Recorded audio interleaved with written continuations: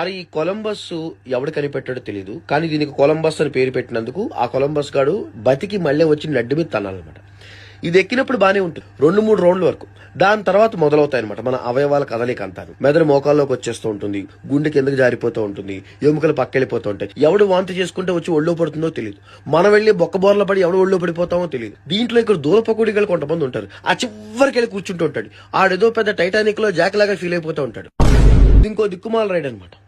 ఇది ఎలా అంటే ఇంకా నువ్వు తిరిగి తిరిగి తిరిగి చచ్చి శవం అయిపోవాలంటే ఇది ఎక్కాలి. ఇది ఎలా ఉంటుందంటే కప్పులో కాఫీ పోసి స్పూన్ తో ఎలా తిప్పుతామో ఇది ఎక్కి కూర్చుంటే మన ఒంట్లో రక్తం అలా తిరుగుతూ ఉంటుంది అనమాట. నాకు ఇది తిప్పుడికి ఒక్కోసారి ఏమనిపిస్తుంది తెలుసా, ఏ నట్టో బోల్టో లూజ్ అయిపోతే ఎగ్గిరి ఎవడో వీపెక్కేస్తావేమో అనిపిస్తూ ఉంటుంది.